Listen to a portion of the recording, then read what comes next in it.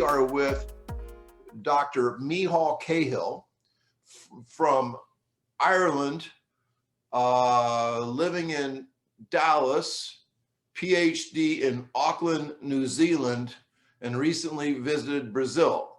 So, Michael, can you tell everybody a little bit more about you?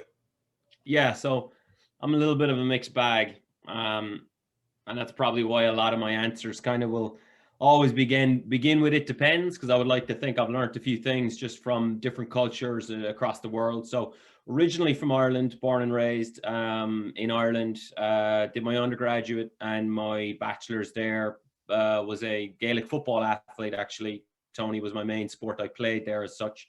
We're not renowned for our 100-meter middle distance, our sprinters. We tend to produce a little bit more of middle to long distance. But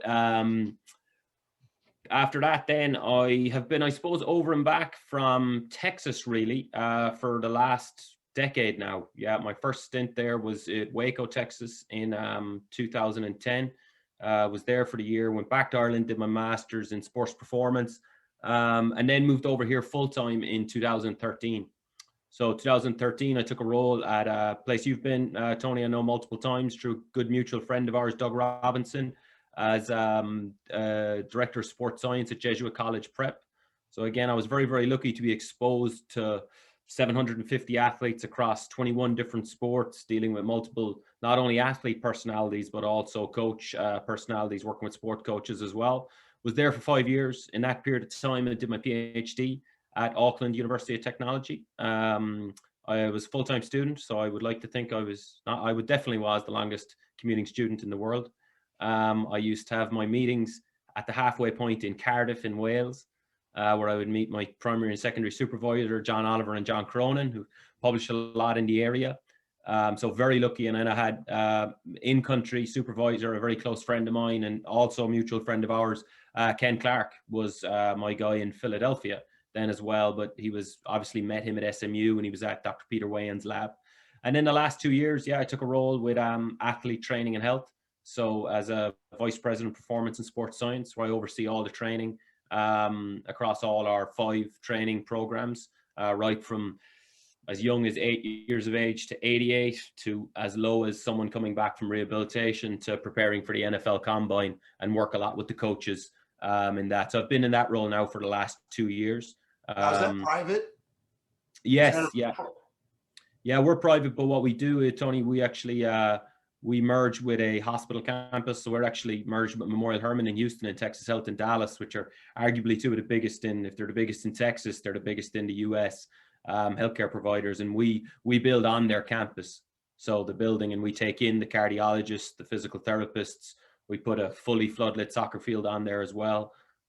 We have merged with FC Dallas's youth athletes, in addition to Dynamo Dash in Houston's youth academies too. And yeah, we kind of try, and the way I describe it is, a hospital is a pillar of a community and caters for everyone in the community. What we try and do is mirror that pillar of preventative health and just provide health, fitness, and performance for all.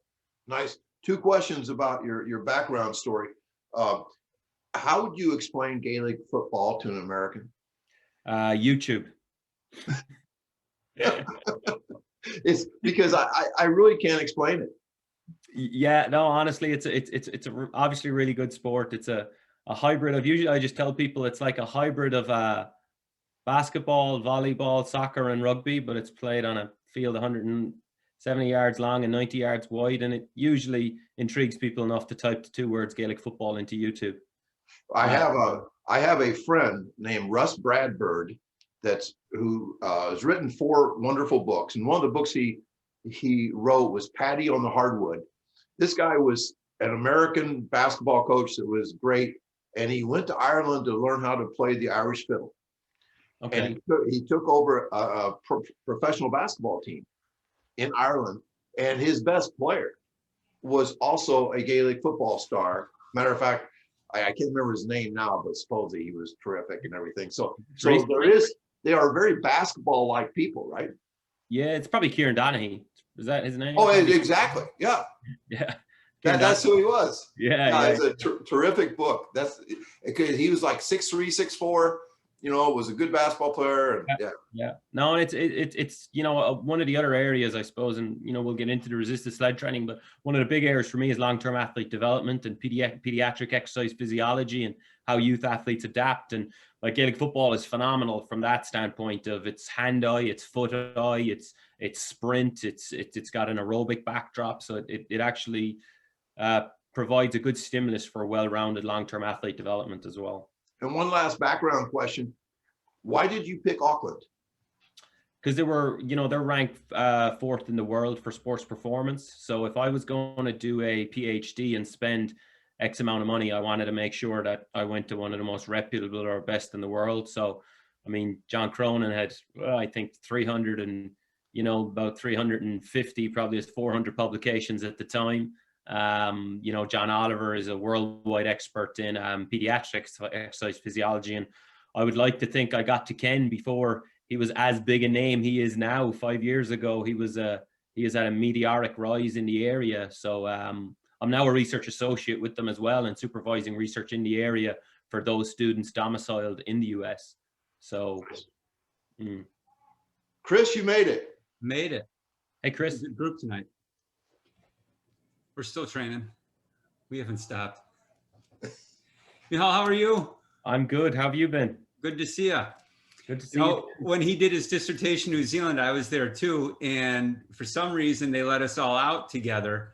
So it'd be like a bad joke. There's an Irishman, an Englishman, and a New Zealander, and an American driving around. And that was basically our trip. Walked in a bar. Yeah, no, it definitely was. It was a good trip. It was a good time in New Zealand. It was a good time. We had a lot of fun. A real good time. I'll call you by your proper name because nobody knows that I have a nickname for you, and so I won't call you the nickname. We'll keep that personal. You can call me by the nickname if you want. I prefer. I'm top marks to Tony for his pronunciation on it. Top marks. So when Michal came for the first time and we did our Overspeed research, Ken called him Irish Mike. So I called him Irish Mike. So when we went to New Zealand, he's doing his, he's defending his paper and all that stuff. And I was calling him Irish Mike there. Nobody knew who I was talking about. And so everyone goes, well, of course this is calling him Irish Mike. We're all going to call him Irish Mike. And so then he got pissed. He says, no, it's Michal. So I said, all right, I'm just going with Dr. Irish Mike then. It took me a few years to shake it. I finally shaked it. And then Chris bloody dug it up the other side of the world. So I'm going to start with some questions here. The first one is, who else uses the word domiciled? You know what? I've got stick for that back in Ireland as well. I got to get rid of that. That must be, maybe that's because of all the immigration bloody loopholes I have to go through. Maybe it's just me and custom officers that use that for my green card application. What does domicile mean? I'm sorry. Reside in. Where do you gotcha. Okay, so thanks. I get asked that every time I enter the US. Where are you domiciled? I have to go through but you're US citizens. You don't need to go through that rigmarole. No. But that's a question so I got to get rid of that one because I'm getting that from all angles now. So Michal and I talked earlier as well. So I gave him some questions so he could be prepared. Sorry for not setting any traps for you. I wouldn't do that to you, except for the domiciled question. So we'll start with this. So I was out there when he defended his dissertation. And it was kind of a cool situation because John Cronin, again, probably one of by far the most prodigious researcher in speed and stuff, was his main, what would you call him, your main supervisor? Yeah, he was my main supervisor, my primary, yeah. And so then John Oliver, who's at Cardiff University in England. Yeah, him and Rodri were on it as well, and they're pioneering really youth all over the world. The couple of days before his dissertation, we were all kind of talking sled training and things like that, which is a great conversation. And if you haven't had a chance to read his paper, it's a phenomenal paper. And I know some idiot on social media knocked him for it. And it's like, you didn't even read the paper, dude. In fact, when he defended his paper, there were no changes to it. And when John Cronin came out and said it was so well done that Normally there's a process where you have to change things and they question you on stuff. And it's like, no, it's a perfect paper. It was brilliant. So for the people that are here, and if you're listening tomorrow, because I'm finding out that everyone's listening the day after, because I'm getting all kinds of stuff that I'm listening to it in class right now. So if you get a chance, read the paper. It's worth the time. And there's a layer of research that goes through. So I'm going to say the one I got 6 publications out of it. So the last one is very much so written for the coach as a concluding. The one, it just came out in December, as it's a concluding one. So it's on my research gate. It's called When to Push and When to Pull. So, yeah, good stuff. So I'm going to say, Michal won't like me saying this, but I've read JB Morin's papers, and they're great papers, and that research stuff is good. But I think for an everyday coach, I think Michal's papers are much more appropriate for the group that we have here. It's easy to apply for everyday athletes, our high school athletes, our middle school athletes. And it's easy to follow as far as the application, which is why I think the app, I haven't seen the app. I just saw the app when I saw your presentation. Thanks for giving me a heads up on that. I thought we were friends. I guess not. I thought I sent you that. Yeah, thanks. So it's no holds barred tonight. Okay, I have my list here. I better turn the page. So when we're doing, and I have a 1080, and I've been pulling people for years, and we've had conversations about that. Just that one, Chris. It's literally out there. Just arrived, 1080. Now I got a better question before we get to that. How come you're not in your garage with all the posters in the theater? I am. Oh, there you go. Yeah, of course I'm here. We stayed up till 2 o'clock one night, discussing what posters to put in his garage. That's actually his garage. It's a media room or home theater now, though, Chris. So when you have people towing, I don't like the term KPIs. I really don't know what it means, but I know everyone else knows what it means. What are you looking for at different loads and at different velocities? And I think you touched on that a little bit in your thing with speed, strength, speed, and all that. But what are some angles that you look for at different velocities at those different levels that you had in your presentation? Yeah. There's definitely some key areas. I think I always loved Ralph Mann's, PALS system. And, so from a posture standpoint, the main thing from just across the board looking for in the sled is the increase in the forward lean. And obviously the heavier you go, you can get more of a forward lean to where hopefully you can improve the foot strike or the orientation of the foot strike. And therefore you mightn't increase the amount of net force, but what you may do is increase the horizontal force, or you may be able to optimize the direction of force, which we know is key for acceleration. So really from a posture standpoint, looking from a forward lean, the key for me is straight line from ear to heel. So I always say when you're looking at resisted sprinting, because what's simple sometimes with it is just think of it, how would you do it in a back squat? That's how I always compare it. You're not going to prescribe load in the back squat and walk away.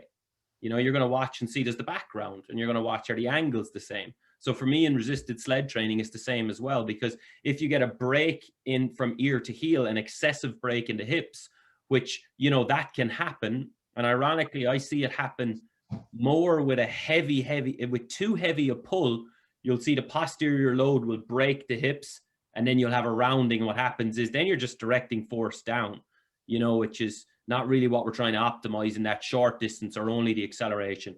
Me and Ken have these hilarious conversations, because we're in the same wavelength, me and Ken, on everything. And we, this argument of what's better, horizontal or vertical, is just a hilarious argument, because you can't have one without the other. And if you didn't have vertical force, even acceleration, all you do is break your nose every time you try and sprint, because you need enough to keep you vertical.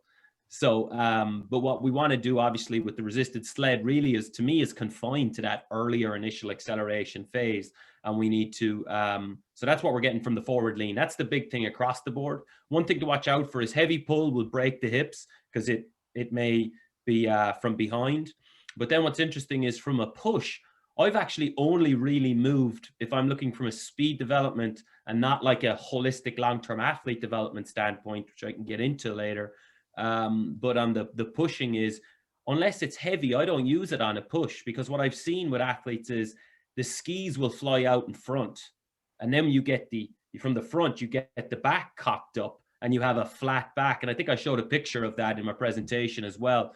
So, and then when you pick up higher velocities, that tends to happen. And really that defeats the whole purpose of what I see resisted sled training as, is a complementary strength, or kind of sprint specific strength that can complement it. So I always say it doesn't substitute for anything.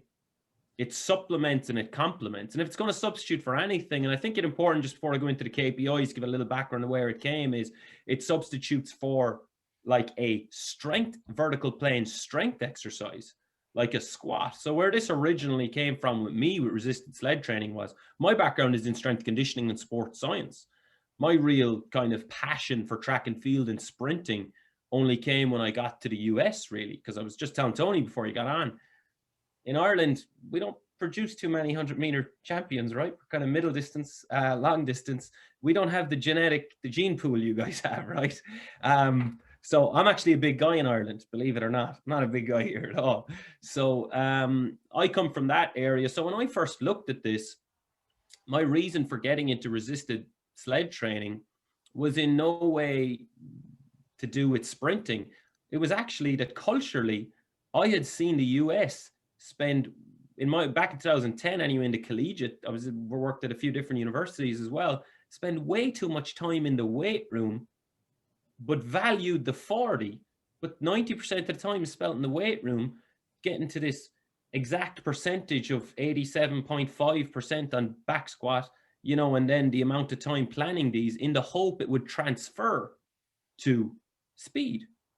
And then, unfortunately, 10 years ago, we got this whole thing to where it was, well, back squat will help your 5-meter sprint time. And there's no research to show that at all. So I started to look at it from, well, surely there's a way of adding supplementary strength in a horizontal plane of motion, which will actually aid a holistic sprint training program better than vertical plane squatting. So me and Doug Robinson had a conversation 5 years ago.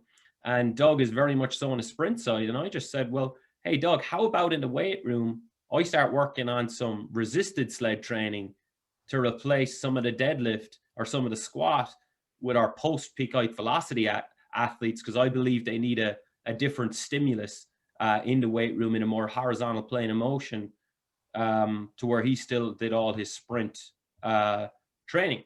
And we were trying to figure out the training compatibility of this. So that's just a little background, which I think important when I talk about the KPIs, because I was looking at it from a strength conditioning or sports science standpoint. But the big one I look for from a posture is the straight line from ear to heel. With moderate, I like the belt, and with some moderate loading is that they use the belt at the waist to push their hips in extension, so that I'm emphasizing good mechanics, but not doing, let's say, Doug's job as such, you know. But if I can help in the weight room to re-emphasize some key points for Doug, that helped as well during some horizontal strength training. But the main thing in the posture is don't let the back round. And what I put is, you know, if you prescribe the load and squat, would you just walk away and not look and see if the back's rounding? No, if the back's rounding, you adjust the load to optimize the angle. So that's the big thing. It's not just, there's no magic number.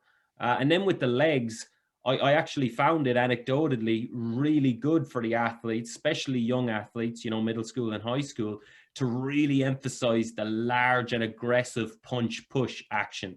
And even, you know, me and Ken did some work at Jesuit with athletes, just with those coaching cues and push, punch, and getting that cyclical action with the legs and to push the ground away. So really from the ground aspect, the last point of contact, push the ground away.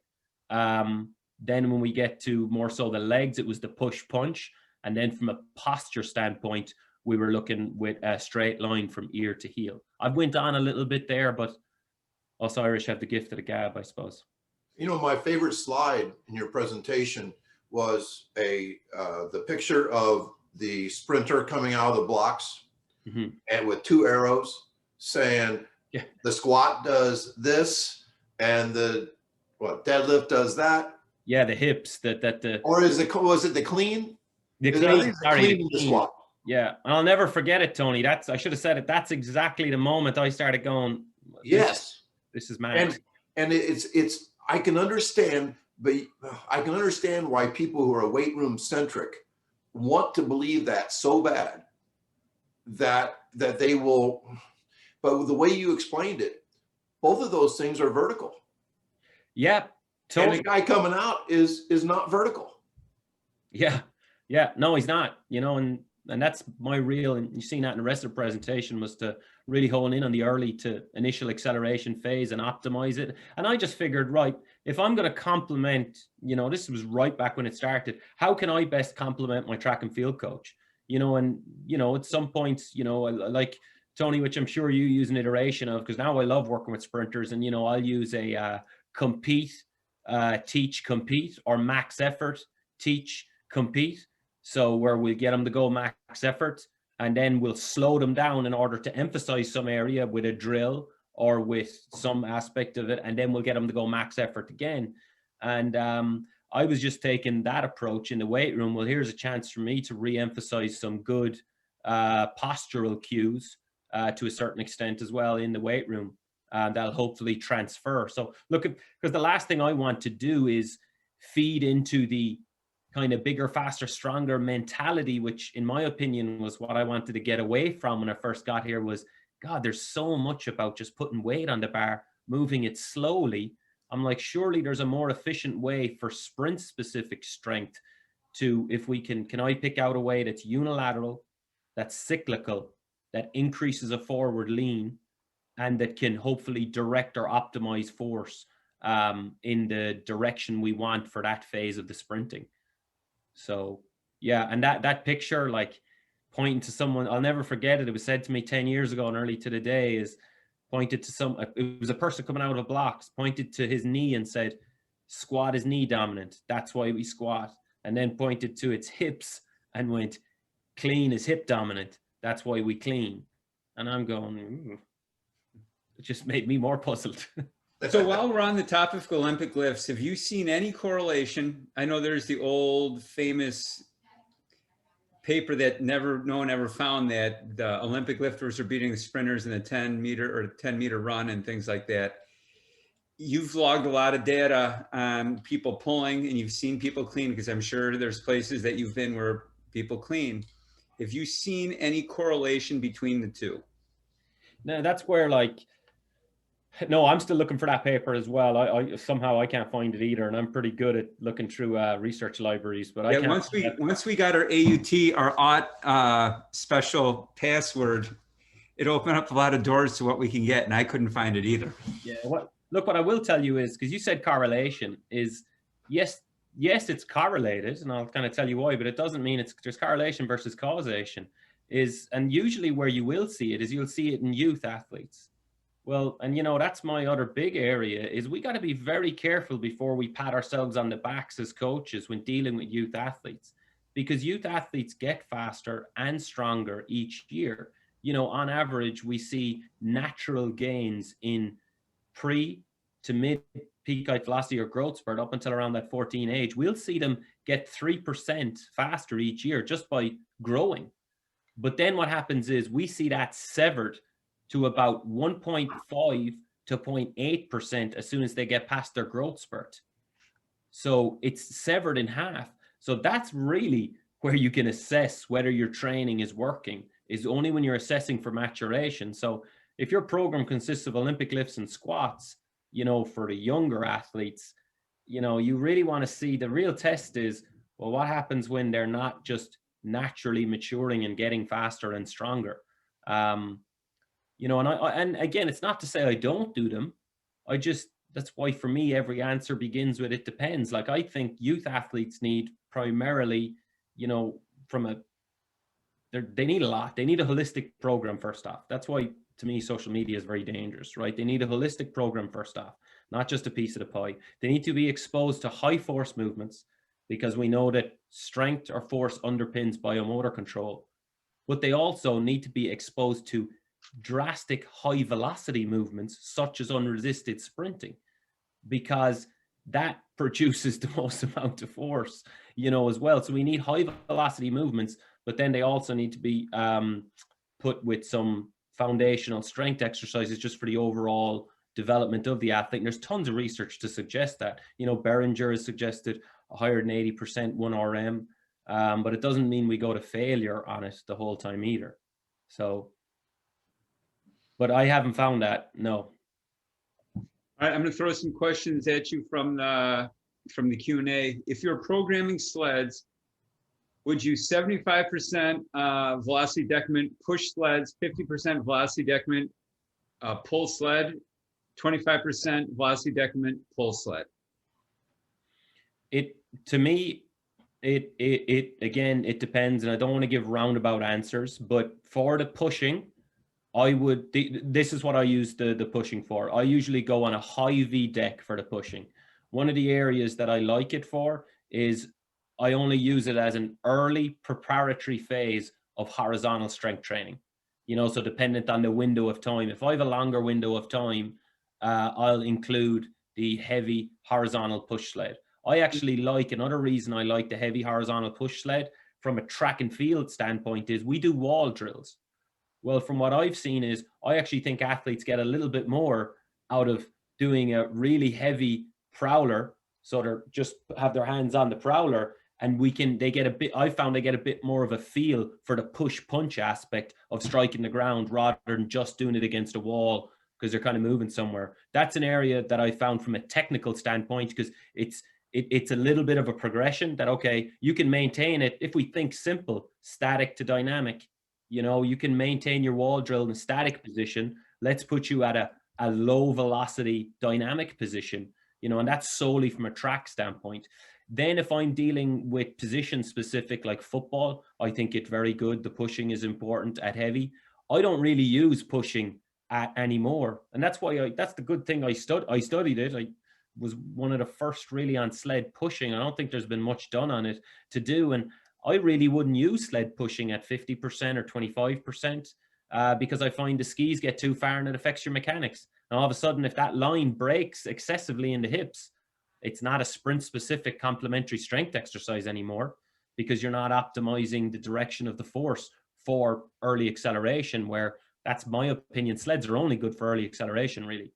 And then with the sled pulls, I think you can periodize. My recent paper has kind of examples of how to periodize that. For example, with some combine athletes or football athletes we've worked with, for 8 weeks, I might do 2 weeks or 3 weeks at a 75% VDEC, 2 weeks at 50, and then the last few weeks, 2 weeks we'll get into 25%. My thing is, can you rationalize it? So am I doing it to just reduce the load and increase the intensity of the high velocity and sprinting so that everything is moving towards that? And then one thing with the 75% VDEC, which is obviously I saw greatest gains with some of my studies in short distance acceleration, is I find it good for team sport athletes. So if you're working with team sport athletes, that is not solely track and field. If we're talking about team sport athletes, I find it really good because I think that their training load can be so high and they do so many 20-yard sprints that what I think is we're adding a level of resistance that adds a new stimulus to the team sport athlete. Team sport athlete does an outrageous amounts of just short distance acceleration. And sometimes their fatigue level, we have to be careful when we expose them to max velocity. And I love exposing them to max velocity later in the week as they freshen, so the body is prepared for when they achieve that on Saturday, and we're less likely to get a hamstring tear because we've exposed them to that high velocity. But earlier in the week, we might want to be a little bit cautious with our team sport athletes. So this can be a good tool to use, resisted sprinting, because it allows them to go max effort at a slightly lower velocity. And hopefully the angle we put them in optimizes the direction of force. One of my favorite things I love a lot of things in your presentation, but I've always complained that there are so many speed coaches out there who I say they want to plant beans and grow corn. They they want to do everything. You know, they want to lift, stretch, push sleds, pull sleds. I mean, they want to do planks. They want to do all these things, but they don't want a max speed sprint, and which blows my mind. And so my entire program has been kind of like in response to those people, you know, like, no, we max speed sprint. But I love the way you say it's meant to supplement training. It's not a substitute for training. Yeah, and I'll give you a prime example with that one, Tony. And by the way, Tony, if I can even get you to wear a waist belt, my year is made. Well, I'm actually considering it as just a fashion statement after spending all day with you. No, that's good. But a prime example is, you know, I did a little bit of work for Major League in baseball, just presentation. And, you know, the games are so long. There's so much time on feet, you know, with the travel, and they come back. And then, you know, for them, I can understand. Now, I don't agree with not achieving max velocity, but there's some days in the week to where they can't. And if you look at base running for those athletes as well, that's not to say they shouldn't get that stimulus. But again, I agree with what you said. And what I'll say, and one of the best things that was said to me is, just because you take a load of ingredients and throw it in a bowl doesn't mean you get a nice bowl of soup.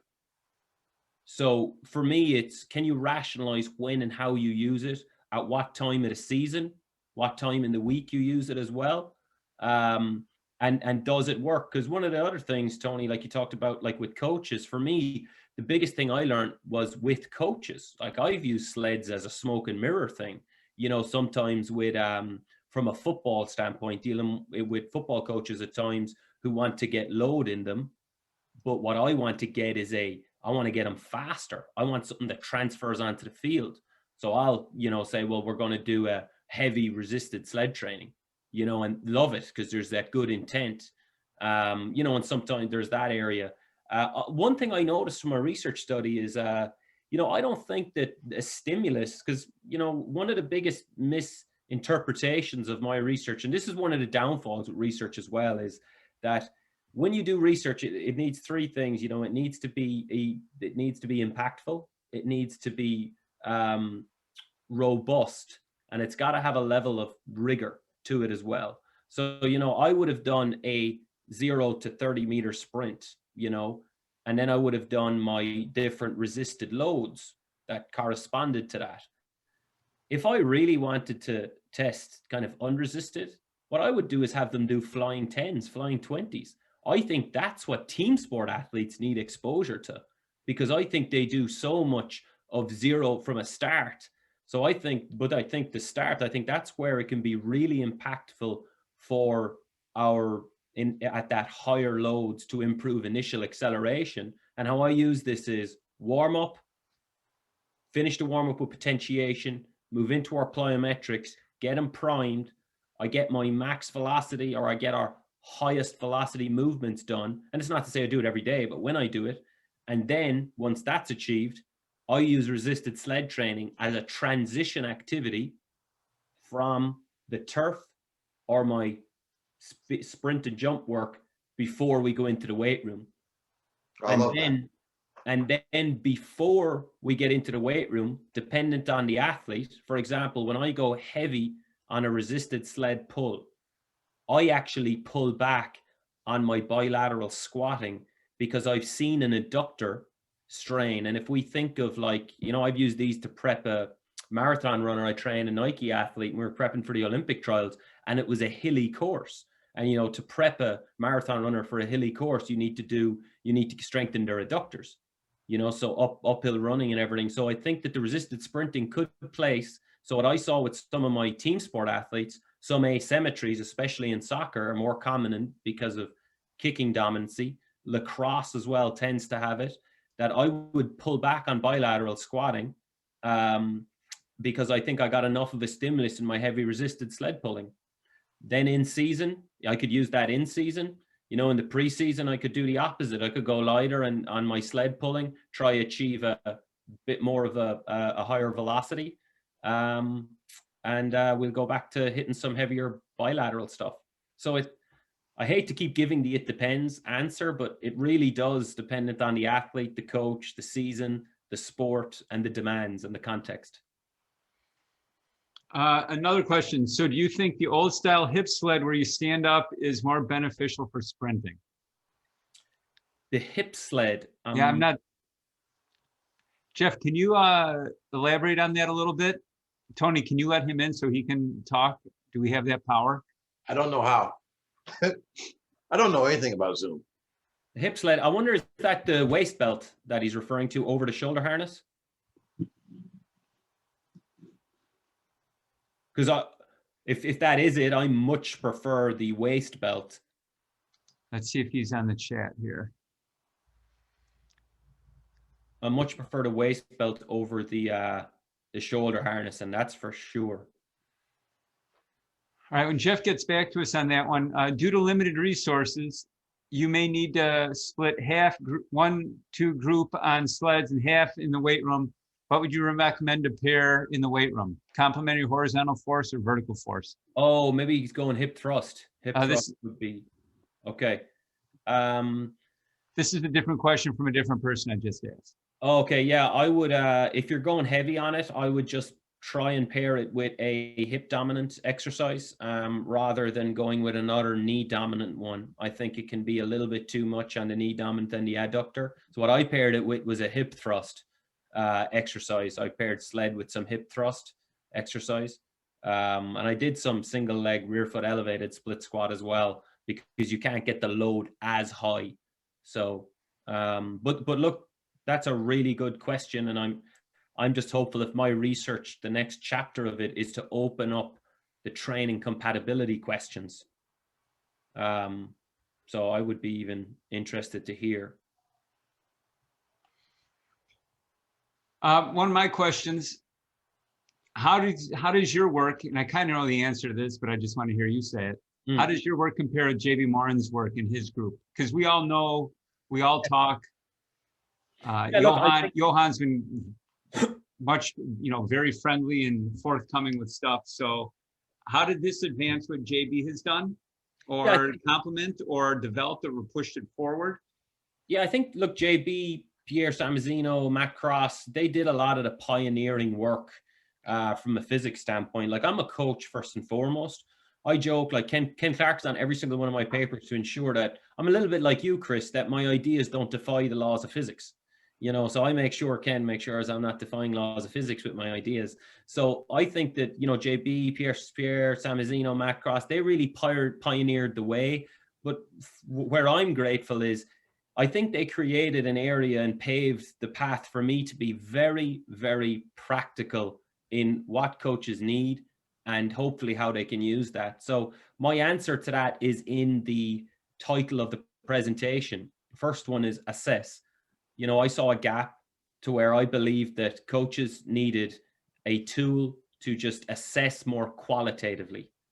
So, which has kind of come up with a 1RM, and it's not and that they can set it off a velocity decrement. So the app at the website mcahillphd.com/resisted sled training will allow people to just plug in the highest velocity that they achieve, whether it's meters squared or whether it's or meters per second or miles per hour or even kilometers per hour, to be able to assess more qualitatively. Where that came from was when I started, I would call up professional clubs and say, well, what load do you use? I called one up in Ireland, and they would say, oh, we put 60 kg on it, let's say 100 pounds, but if it's wet, we put 130 pounds on it.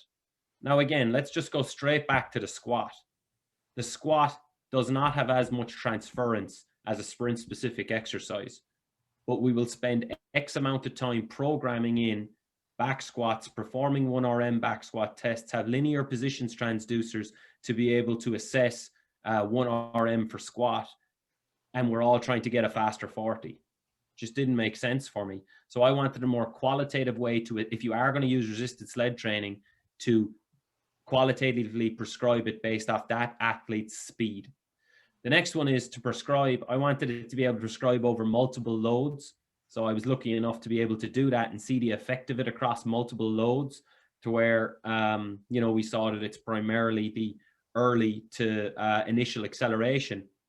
And also, you know, we got to be careful of, we can't forget, which is the maladaptation. But again, logic is the beginning of wisdom. It's not the end. And I said that in my presentation as well. If you have a group of athletes sprint, I had them 8 yards at a 75% VDEC, velocity decrement, really heavy. We're only hitting 2 meters per second. Yeah, it improved their ability to apply force in a more horizontal direction, improve the initial acceleration, but it killed their Vmax. It doesn't take a genius to figure that out. They didn't achieve max velocity, you know? So I learned that the hard way with one of my sprinters who was actually force dominant already. And then I had her doing some sled work. And as a 100-meter sprinter, I did not help her, you know, but did I help team sport athletes get from A to B in a shorter space of time? 100% I did. You know, they mightn't achieve max velocity a whole pile in the game. Doesn't mean doesn't mean that we don't give them the stimulus for other reasons, such as injury prevention, such as just, if you're doing plyometrics to try and get a plyometric response on and off the ground as quick as you can, but you won't do max velocity sprinting, that's pretty hypocritical, right? You know, max velocity sprinting is the best plyometric you can do.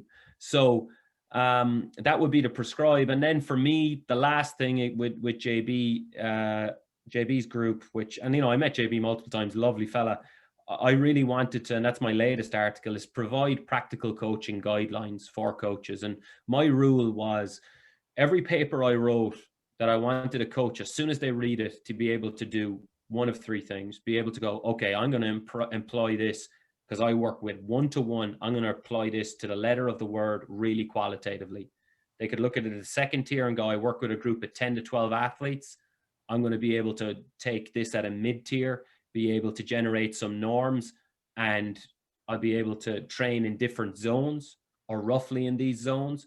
Or someone who works with a massive group of athletes, and at the bottom tier, all they take from it was, ooh, I didn't know we can go a bit heavier to improve the initial acceleration aspect, you know. So they're my three areas, really.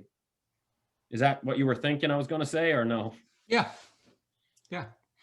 Jeff came back and said it's a weight machine that is angled approximately 45 to 60 degrees. You can either lay down and lift the weight you put up on with like a leg press, or stand up and it's kind of like a reverse hack squat. So you drive up at that 45-degree angle. Yeah, I only came across them recently. I think they could be good. I think the question to it, just remind me, was would I use one or the other, or just what's my opinion on them? I think it was, is that more beneficial to sprinting? I mean, I only came across them recently. First off, with those, it's logistics. You know, you can have one athlete on them at a time. You can't bring them out onto the turf as well. So the utility wouldn't be as high.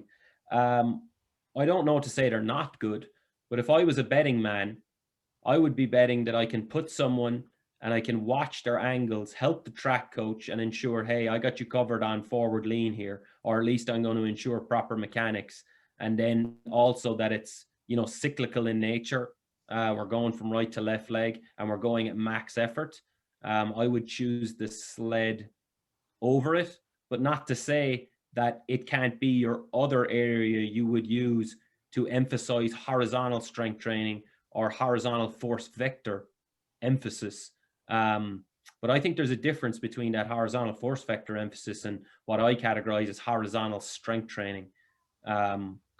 Actually pushing in because most simply how I got it was, when me and Tony were mentioning the knee dominancy and hip dominancy and everything being vertical plane, was like, all right, A to B. Well, you know, when we make people sprint, we want them to go from A to C. So I believe you need to be moving in that plane of direction if it is a sprint specific complementary exercise. I don't know enough about that piece of equipment. I hope that's answered it.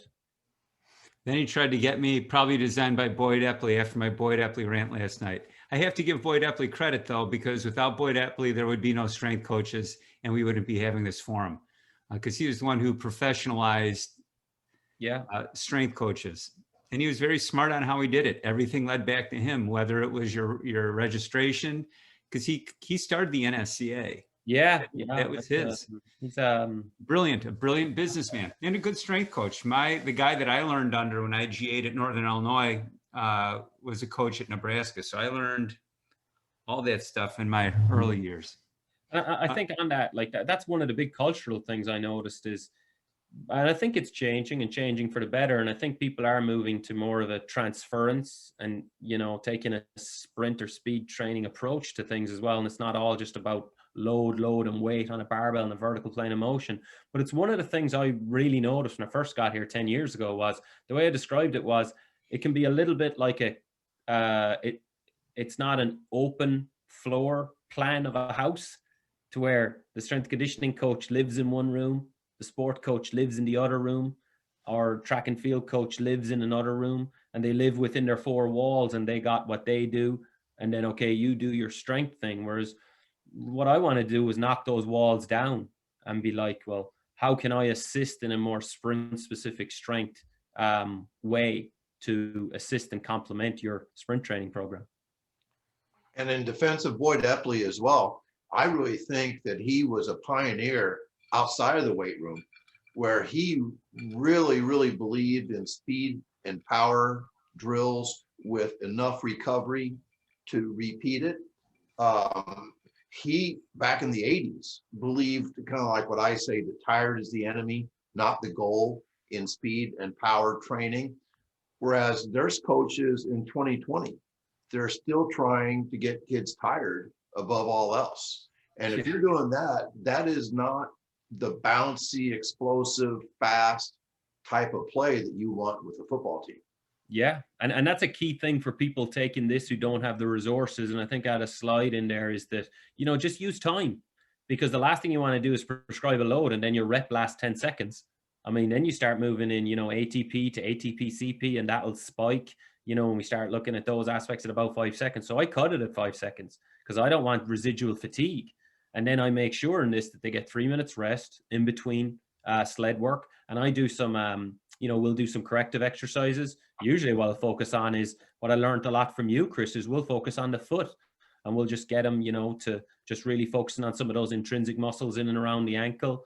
We'll even do some core work in between, and it's kind of that active recovery before we go again. So I would say that would be a KPI for me when doing heavy sleds, is if you can see that Achilles tendon bend, you're too heavy. And regardless of the foot position, once that Achilles bends, it's got to the energy's got to travel too far, and you're creating a bad pattern. What do you mean by bending? You talking about lengthening? You'll see if their foot isn't strong enough, they'll squish the heel, and you'll see a bulge coming out of the back of their ankle. That's their Achilles bending against the musculature, trying to force everything forward. For your presentation, Tony, I have a picture of it. Good. I've been working on it all day. Can't wait. Another question. I'm not going to get through all my questions. I have a bunch for you. Some good ones too. What are your thoughts on sprint speed treadmills, curved woodways, shred mills, overspeed treadmills? I won't get started on this topic. I'll leave it to you. Well, look, you know me, we did the Overspeed study with you. I believe you got to expose people to a high velocity. I think there's a potentiation effect to it as well. But I do think you need a solid foundation of technical competence in sprint mechanics before you really go near exposing someone to too much of an overspeed, because I don't think they'll be able to maintain those mechanics. And just like resisted sled training, like you're talking about, and it's like the likes of you, Chris, and we need looking at these areas of how to coach these things. That's what will move it forward. I'm hesitant with younger athletes on overspeed. The woodway curves, again, just even on them, you got to be pretty technically competent sprinter if it's a full curve. If it's a half curve, it's more forgiving. Full curve is not as forgiving. And, if you don't have technical competence, you could go flying off that. So the overspeed work, you know, we did a study on the 1080. Chris, you literally nearly gave me a heart attack because you said, yeah, we'll put them 10% faster. I think me and Ken had planned doing 5 to 3%, and then you just decided to go 10, but it's a good thing you did it. Remember when the belt fell off of Ken and it knocked down my timers? Yeah. That's So scary. overspeed is an area I want to get into. Now that you have a 1080. Now I have 1080 as well. You know, I'm not like, you know, I joke about resisted sled training. Like I really think it's a really valuable, really important tool. But I joke, I was texting someone recently. I said like, yeah, I use a stroller to take my kids for a walk. I don't take my kids for a walk in a prowler. Like I don't just use sleds. You know, I don't take my kids to walk for a walk in a push sled. So I'm looking at really getting into some of that overspeed, but also some of the transitional work as well, where different resistance can kick in at a different point, or can actually decrease as you go through your sprint. So you can start at a heavy resistance for that initial acceleration, and then it can just diminish once you get through a certain phase. Here's a question for both of you. If a coach does not have $20,000 to buy the 1080, I mean, I think we'd all agree the bungee cords, you know, probably shouldn't be used. Agreed? I Yeah. think I've seen people use them pretty well. Really? I've even tried them here and compared them to the 1080. I can get 4 good strides out of someone Yeah. with the daisy chain, and sometimes that's all you need. And sometimes on the 1080, you're not going to get much more than that. You may get 6 or 8 really good strides because you have to get through the acceleration phase and get up to speed. And then depending on how long you have to run, and then people get nervous and they slow down when you get close to the machine and all that stuff. But I've gotten some good results using a daisy chaining a bunch of thin rubber bands together and give them a good pull over mini hurdles or a good pull on a sprint. How about Chris Mang talked about training Jordan last night with the pulley system. Yeah, that works. It's just after you have a 1080 and you can quantify things. Yeah, that's the big plus. You know exactly how fast you're pulling people. And now that, Michal, did you get the garage door opener with it too? The ejector button? It's literally still in the box. I got all the bells and whistles though. So if you have it, the garage door opener thing is awesome. It changed everything. If you have it and I don't, I'll be writing an email to Peter saying I want whatever Chris Corfist has. Problem is mine's all boxed away in the basement now, waiting for spring where you get to go out and do it. Well, and you have facilities too. We just put an indoor 71 yard strip in our facility designated to sprint specific performance. So come on up, Chris, or down even. Tony, when you're in Dallas, or let me know. And I would like that. I think I'll have a little bit of free time. It'll probably be in the evening though. Worst case scenario, we can just go for barbecue. Barbecue work. Yeah. And beer. Yep. Jeff asked, how far does the 1080 go? It goes 100 meters. It's got 100 meters worth of cable. And we've done some fun things with it. We've modeled 110 high hurdles with it. We've modeled 100-meter dash runs with it. We've done all kinds of things using that full length. And the hurdle stuff works really well. I think that the guys at home at Flossmart thought it was the most effective hurdling workout they've ever done. It cured more technique and form issues, because if you have bad form when you're getting pulled over the hurdles, your body knows that you're going to crash, so you've got to be perfect. And we just blocked it up. We built a table that was high, so the cable ran across the top of the high hurdles, so it pulled it straight across. Michal, that's one thing I would do too, is mess with the height of the box. Just don't leave it on the floor. Think about changing the position and moving it up. Back to questions instead of chatting. Oh, wait. Using resistance bands to lose 1080, how far would you go? It depends on how many bands you have. Again, you're going to get enough to get a good pull going. So I would probably say 6 or 7 bands. And you got to pull fast. So you got to have fast hands to pull that sucker in. But you'll get a good pull and they'll feel it. Hang on, let me find my question sheet.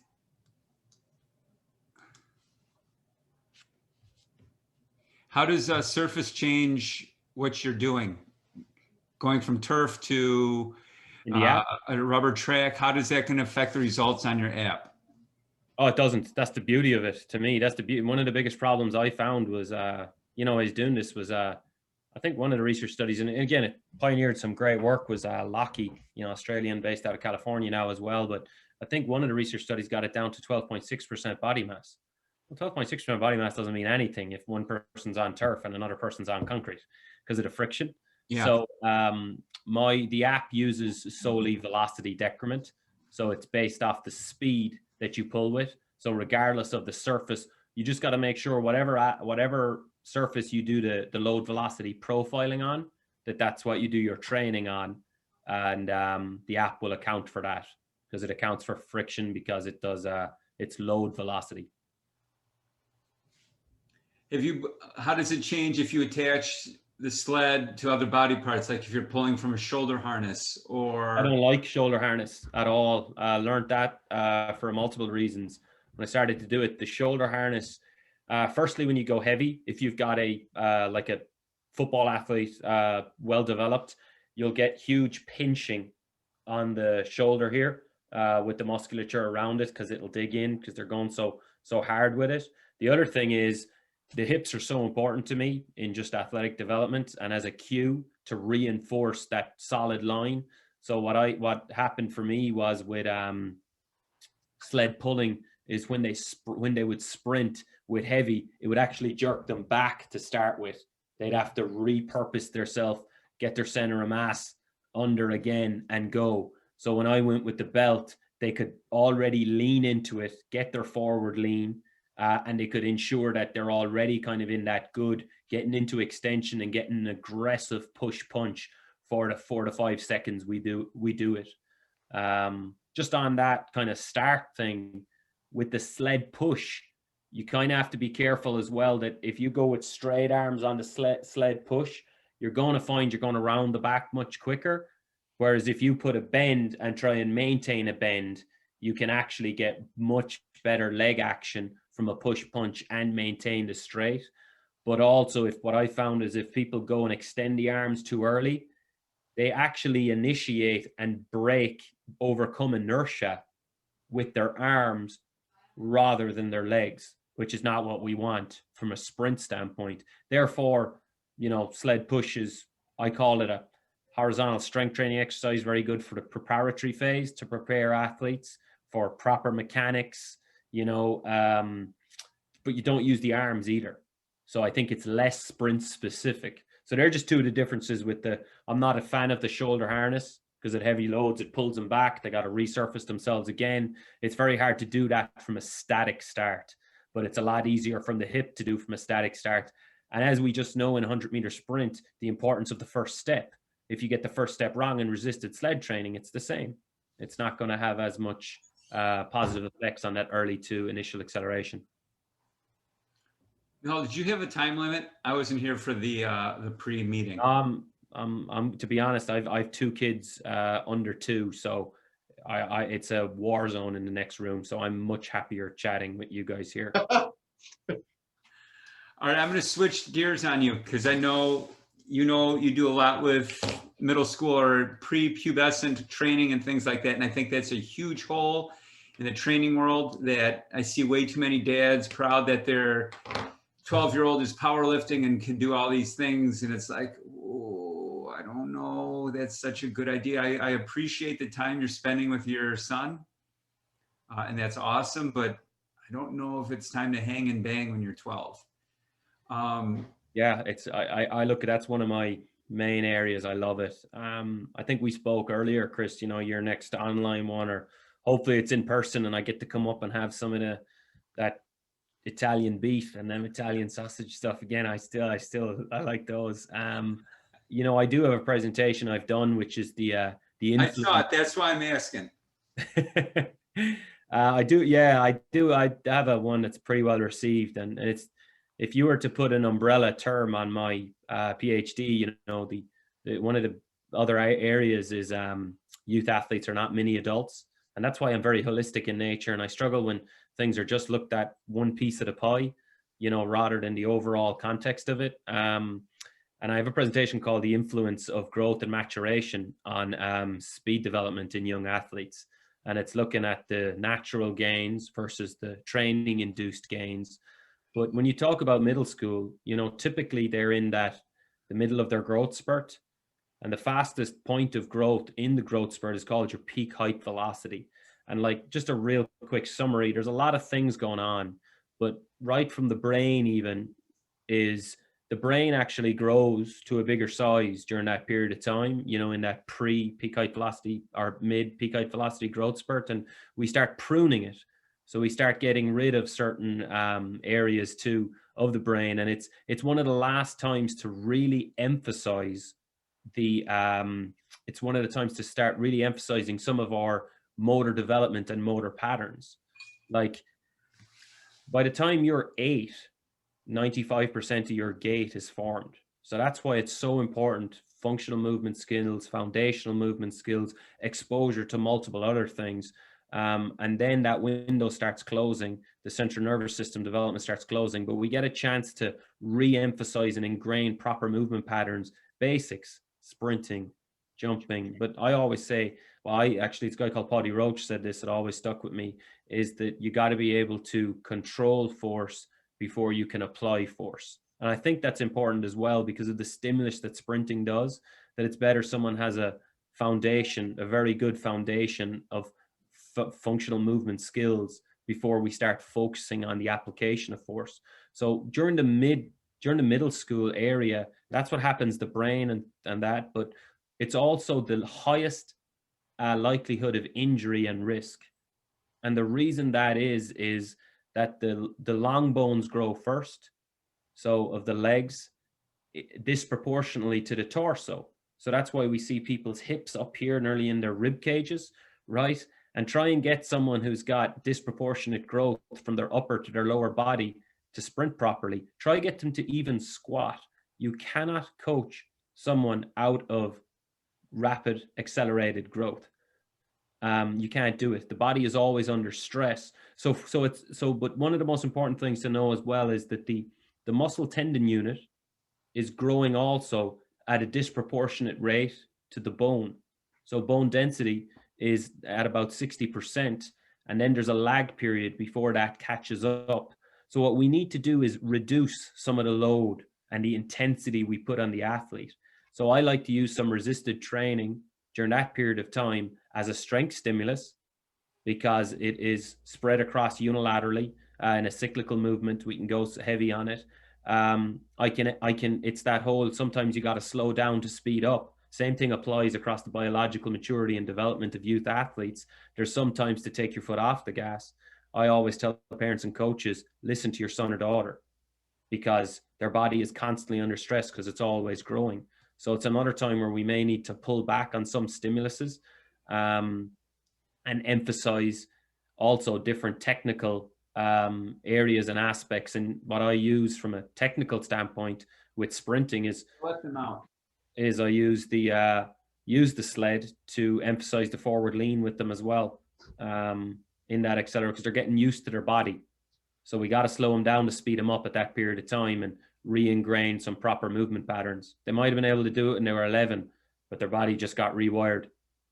Besides those movement patterns, what you just said to me also is a great argument why kids should not be choosing, or we should say their parents should not be choosing a single sport that they want to focus on. For example, you want your kid to get a high school scholarship in baseball or swimming. So you do that and nothing else 12 months a year. You are pruning away all kinds of motor skills, aren't you? Totally. And that's that early development. And I've spoke on from team sports, some podcasts on this, like, and it's that early versus late maturers. And like, you know, the person who wins the under 14 national championship, he wins the under 14 national championship. Doesn't mean he's going to win the senior national championship, you know. And we look at growth and maturity, and it's also ethnicity plays a factor as well. Whereas some, you know, Asian, Hispanic populations will mature earlier than Caucasian. as well. And sometimes they'll get prioritized in a freshman football team, for example. But I'll tell you what happens, Tony, and this is one of the things, and this has been seen in soccer and rugby league, especially in Europe. A guy, Kevin Till, has done some real good research on it, is that exactly to your point. But in addition to that, what the parent or the coach does is, because the early maturer who matured earlier is bigger and stronger and faster, what we then do is we keep applauding him or her for their physical attributes. And then we start putting all their eggs only in this physical attributes. And what happens is they have an over reliance or over dependency on their physical attributes, and they actually don't end up developing their tactical, or their technical ability and awareness. And in soccer, it's proven huge, because the what'll happen is the late maturer goes, well, I can't out-muscle him, I can't out-jump him, I can't out-sprint him. So I'm going to have to figure out better technical awareness, better tactical awareness, better skill. And then you know what happens? Biology just happens. The strength will come. So again, for me, this is about knocking down walls and creating a language of performance, and not a language of strength conditioning or this sport. It's about creating a language of performance, so that we can identify talent and nurture talent right the way throughout. Going back to a question that's up on the board here, we have prowlers that we have also used walking with weighted sleds or tires behind us attached to the waist. This is done for a percentage twice a week, fitting into the max effort and dynamic days. If you agree with this, what part of the foot should be striking with first to get the biggest bang for the buck?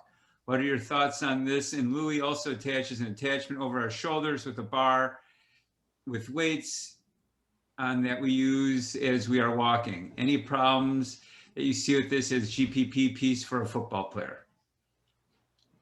There's a lot going on in that visualization I have in my brain. There's a lot, but you know, I'm definitely more than happy to fend that by email after this. I'll try and answer it as best I can. You know, what strikes with the foot, you do not change proper sprint mechanics. You still, you want to make sure that you're striking optimally, and that you're not heel striking. Like, make sure you don't heel strike as well. You got that middle of forefoot, you're striking with it, ball to feet.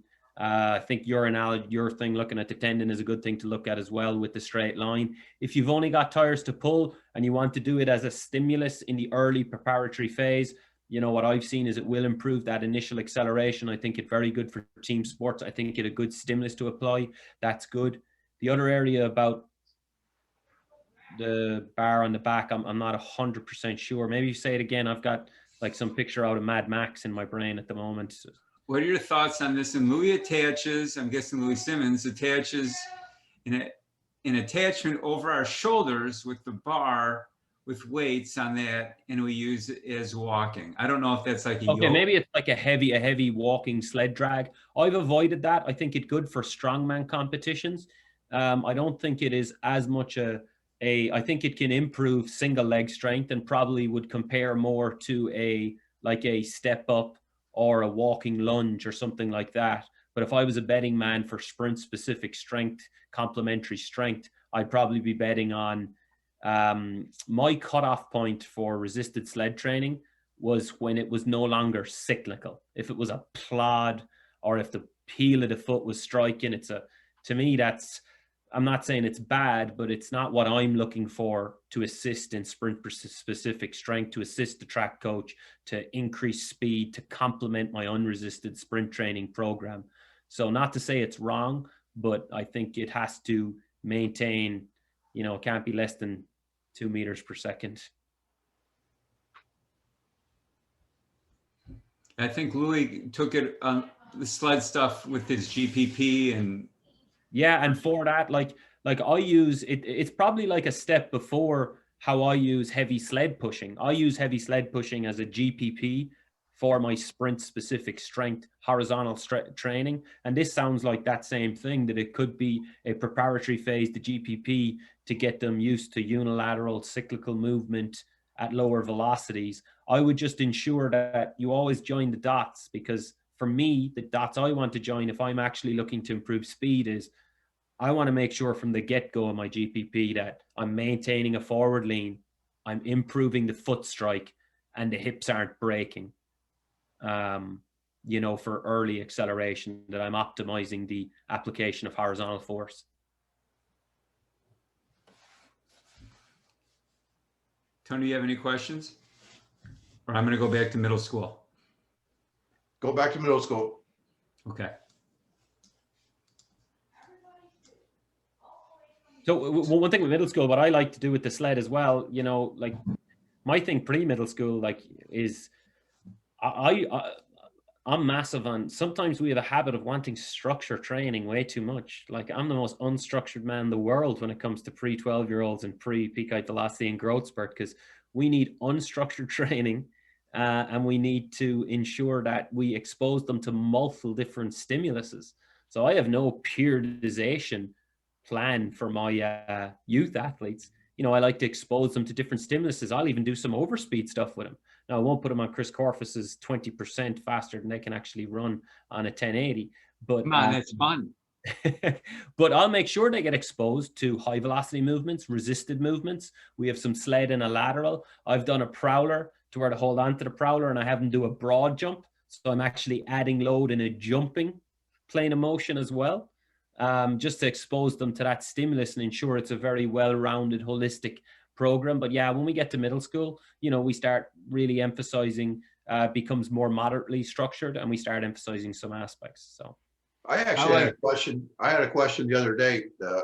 Somebody emailed me and wanted to know if their 12-year-old should start a formal weightlifting and sprinting program, kind of implying that both things were very advanced.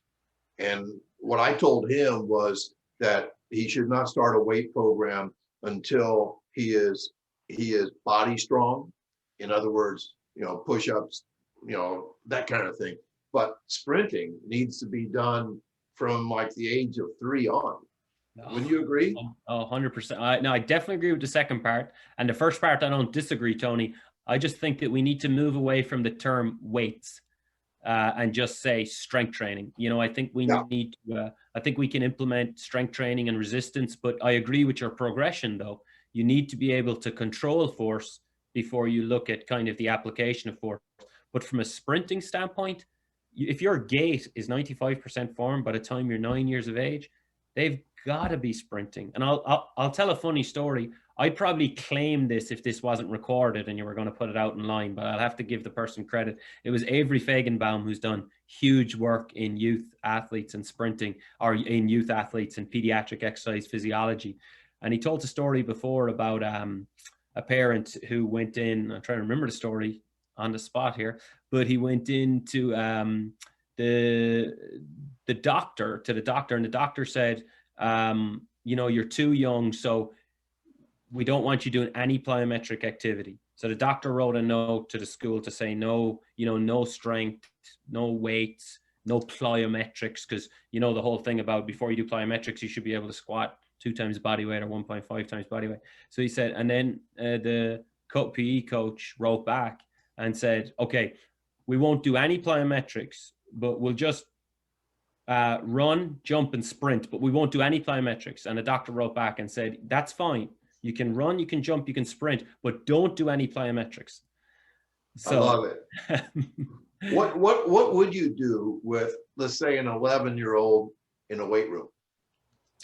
Yeah, I like, so what we develop is like in our weight room, and I know everyone doesn't have this, but my way of developing, you know, I make sure our rigs have got monkey bars on it to where they can climb. And I'm a big believer in you hang, you climb, you crawl.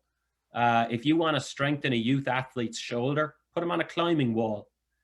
Put them on a climbing wall. That's how you'll strengthen all aspects of that glenohumeral joint and get them to move. And I've got some, you know, this is an hour. I could talk for hours on this, and I'm more than happy to do it. But I've got a kind of assess, interpret, prescribe presentation for right, pre, mid, and post. But it is based on speed development. So if I want to improve someone's speed, obviously we got to get them to sprint, but I'll ensure that I'm really focusing on motor control, and I'm focusing on their I'm focusing on their movement in coronal plane, sagittal plane. I like hangs, I like climbs, I like crawls. I think it's important to introduce them as well to, strength. It's not that you can't lift until a certain age. We just need to ensure that we have training competence, because strength can be trained across the continuum. But I really put an emphasis on holistic, foundational, functional movement skills. I love hangs, I love climbs, I love crawls, but I got to get them moving fast as well. And then we'll introduce body weight movements. And then when, like you said, their body's strong and they can demonstrate proper functional movement patterns, then I'll start putting some load on it as well. But here's the thing I see, Tony. I get the dad that comes in that wants him to get bigger. Oh. And I'm going, and let's take mass specific force out of it for a second. I'm going, he hasn't hit puberty. He doesn't have testosterone, just like flogging a dead horse here. There's no androgen concentrations there. So what we need to do is, what I'm saying is, well, I'll tell you what, let's lay the foundation so that as soon as he gets to that point to where he's got this injection of testosterone, and females get estrogen, and I don't even know what I say anymore. Do I say estrogen or estrogen? There's so many Irish versus American terms. That there's other areas we really need to hone in and focus on as well, because of the widening of the hips and the Q angle and the pressure that's placed on the knee for females with regards strength training. And it's so important that they have that. On the middle school, Tony, this is one of the areas where, again, I could talk about this forever on how youth apply to this, is what's really important is that they are strong going into the growth spurt. So I love low-level pogo hops, plyometrics, sprints, flies, because what we're strengthening there is the tendon. And then the tendon is what actually attenuates all the forces. So if they're strong going into the growth spurt, going into middle school by doing sprinting and functional movement patterns and body weight movements and laying the foundation, once they get into that mid-peak height velocity and that middle school area, we diminish or decrease the likelihood of injury because their tendons are stiffer and they're able to attenuate the forces that's put on them. Because here's one that comes after peak height velocity or the growth spurt, you get a thing called peak weight velocity. And the reason you get peak weight velocity is not only the growth of the, again, do I say skeletal or skeletal? I can't remember anymore. I'm here too long. After you get that bone density increase, you also then males get testosterone, females get estrogen/estrogen, and they develop adipose tissue, breasts. So we get this big increase in weight. Now, all of a sudden, Tony, let's say you gave one of your sprinters a weight vest and made him run with it. You'd be damn sure he'd be pretty sore in the morning, right? And he wouldn't go too fast. Well, that's what actually happens. They get this rapid, accelerated period of weight in addition that follows the growth spurt. So we got to be careful with that as well. And we have to make sure that they're prepared and that the tendons are strong enough for it. Again, re-emphasizing the need and the importance of youth athletes just getting up to sprinting. When I first came in with athlete training and health, the first thing I got rid of is we had an acceleration day and a linear day. And 12-year-olds, let's get these fellas up to top speed. Like you'll go through acceleration just to get to top speed. And one of the things which we talked a little bit about with youth athletes, which people forget about a lot is, your youth athletes, they'll hit top speed in 15 meters. Like, it doesn't 20 meters. Like you're young, and then you start getting into high school and stuff. Obviously, they'll start hitting it at, 25, 30 meters and stuff as well. But this whole thing of 50 to 60 meters, that's the elites. Even your professional level team sport athletes, they'll hit it in 35 to 40 meters. So we just have to be, because the last thing we want for speed development is residual fatigue. Yep. And two comments that I was thinking about when you were saying this stuff. One is that when you focus on max speed with little kids, they love it. Yeah. They love it. It's joyful. And then the other thing is, almost all movement that I see with young kids is endurance based, which is not improving their skills. Nope.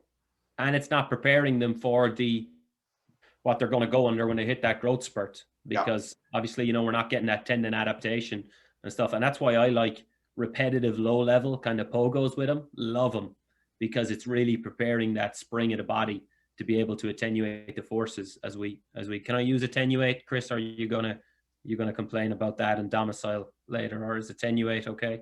It's okay. It's okay. Upstairs for thinking, downstairs for Irish dancing. You heard it here first by you in Chicago. Yeah. No, I'm more than happy to go into detail sometime, guys, on that for you. I think it's a untapped resource, and I think it's really important for coaches and parents to be aware of is just some of these maturational changes that happen and making sure we take a wide lens and scope on it. Yeah, I would like to have you back for another TFC and really talk about youth development. I don't know if we've ever talked about it, and it's important. I think really important, especially in today's world of endurance, specialization, parents choosing what the kids are going to do, parents choosing advanced training and high cost training that may not be good for their kids. I think coaches should know about those things. Yeah, I usually have one line to say to parents is don't be good at something, be good at everything when it comes to dealing with youth athletes. You know, that's critical, is that holistic development. Don't be good at something, be good at everything. Because love it. Yeah. So and I already kind of have that. I have that one prepped, so it won't be as many. I won't be burning the midnight. I know, I saw that one. That was the one where I was giving you a hard time, and all the people around either thought I was the biggest asshole in the world. They didn't know that I was just giving you a hard time. And everyone's looking at me like, oh my God, I can't believe he said that and he asked that. I was I was the other side of the world. I can do whatever I want. Yeah, you can. You definitely broke some. Like when I was training barefoot, I was barefoot in the gym and they tried to throw me out for being barefoot in the gym. And I told them I had my barefoot shoes on. Yeah. Well, I'm good. Michal, I'm good. I'm out of questions. You answered 2 with that last response, the last 2 that I had. Well, yeah. I probably have about an hour worth of questions that we can eat some barbecue at 10:50 and have a couple cold IPAs. Well, you probably only drink Guinness though, right? Only when I'm in Ireland. I wouldn't drink it here. But it's garbage here, right? Yeah. You said that, not me. I'm a guest in this country, so I'm not going to pass a remark like that. But no, and I'm more than happy to. And I got a sled and a prowler, Tony, on its way up to you as well. So. Oh, I am so stoked about being a sled and prowler guy right now. I mean, I can't wait. So, but guys, thanks a million for having me on. I really enjoyed it, and thanks for the platform as well. You know, for me, it's good to. One of the things I really wanted to do from this, and I hope people will take from it, is that to look at it from a holistic standpoint, and it's a tool, and it's not a tool for everybody to use, and it's not a tool you use all season long, and it's not the only thing you do, and it's one piece of the pie. And the platform for you guys just to give me to come on and expand on some of the research that's came out in the last 2 years on it's supplementing and not substituting. Love it. Appreciate that. Well, thank you, Michal. Merry Christmas. Thank you. Yeah. Happy Christmas, guys. Enjoy your theater. I will do. Thanks.